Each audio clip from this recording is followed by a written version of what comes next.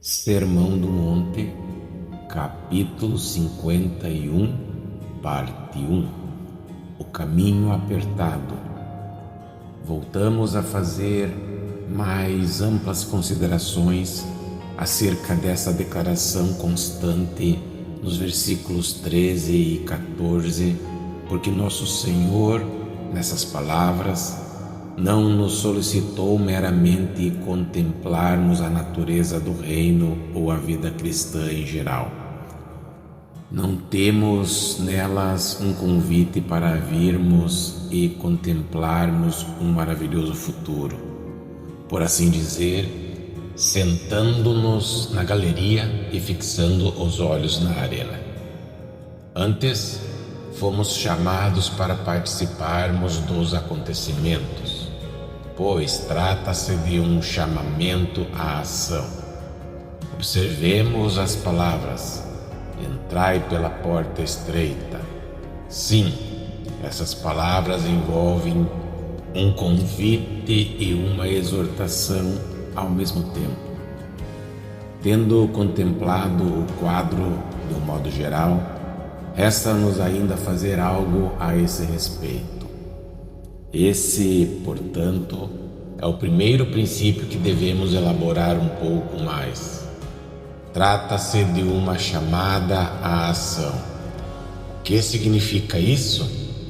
Em primeiro lugar, significa que o Evangelho de Jesus Cristo, essa enunciação dos princípios do reino de Deus, é algo que requer uma decisão e um compromisso. Trata-se de algo inteiramente inevitável. Trata-se da urdidura e da trama da exposição neotestamentária da verdade.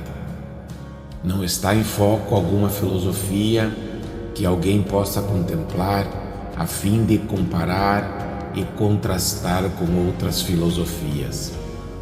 Ninguém pode manter uma atitude distante, indiferente para com esse convite. E, se o nosso interesse por essas coisas for puramente intelectual, mas que nunca afeta a nossa maneira de viver, então o Novo Testamento só terá a filosofia. Mas a tentação que geralmente nos assalta é considerar a questão somente como se ela fosse uma filosofia, como se ela fora algo para ser lido, para despertar-nos a curiosidade.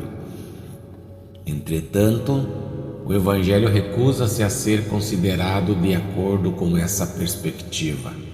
Antes, em sua essência, ele é algo que se impõe a nós, exigindo o direito de controlar-nos a vida. O Evangelho se impõe a nós mais ou menos da mesma maneira que o próprio Senhor Jesus abordava os homens. Você deve estar lembrado de como, ao caminhar, ele cruzou com um homem de nome Levi e lhe disse: segue-me. Mateus capítulo 9, versículo 9. E Levi, também chamado Mateus, se levantou e passou a segui-lo. O Evangelho faz conosco algo parecido com isso.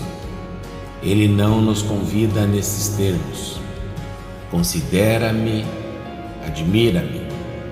Pelo contrário, recomenda: segue-me, confia em mim. É sempre uma chamada para uma decisão, para um firme compromisso. Como é evidente, temos aqui um pensamento inequivocamente vital. Não haveria propósito algum em se descrever as glórias, as maravilhas e os encantos daquele caminho estreito, se de nós se esperasse somente ficar a contemplá-lo de longa distância. Antes, trata-se de uma estrada pela qual importa que caminhemos. A sua finalidade é percorrida. Coisa alguma é mais importante e notável do que a maneira como nos persuadimos, por tanto tempo, que é possível termos um mero interesse externo pelo Evangelho, mas sem tomarmos qualquer decisão e sem assumirmos qualquer compromisso sério. A realidade, porém, é outra.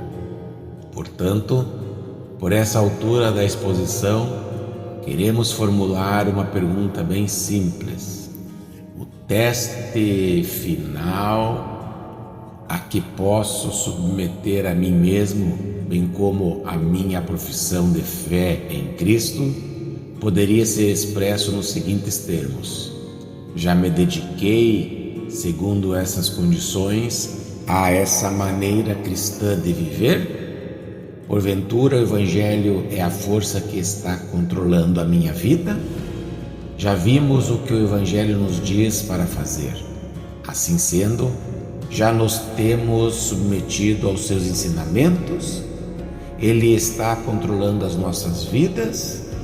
Ele está nos controlando e orientando em nossas decisões atuais e práticas?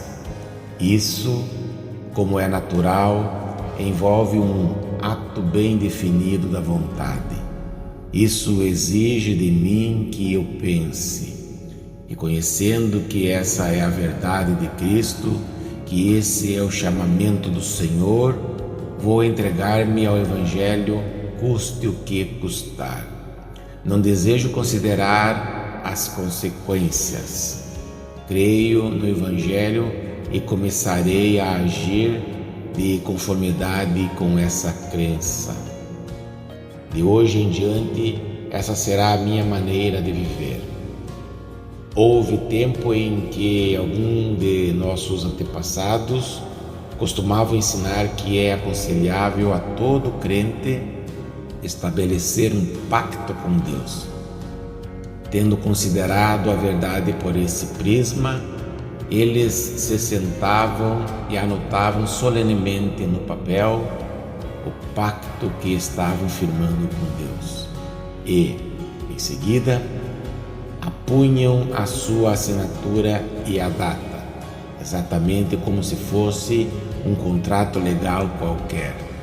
Através desse contrato, pois, eles desistiam de todos os direitos que tinham sobre si mesmos, sobre tudo quanto possuíam, e também do direito de viverem como melhor entendessem. Por esse intermédio, por conseguinte, consagravam-se inteiramente a Deus, mais ou menos da mesma maneira que um homem que se alista nas Forças Armadas desiste dos direitos que tem sobre a sua própria vida, do direito que tem de controlá-la pessoalmente. Os antigos crentes, pois, ao estabelecerem um contrato dessa natureza, um pacto com Deus, assinavam-no e selavam-no e davam a questão por encerrada. Há muito a ser dito em favor dessa prática.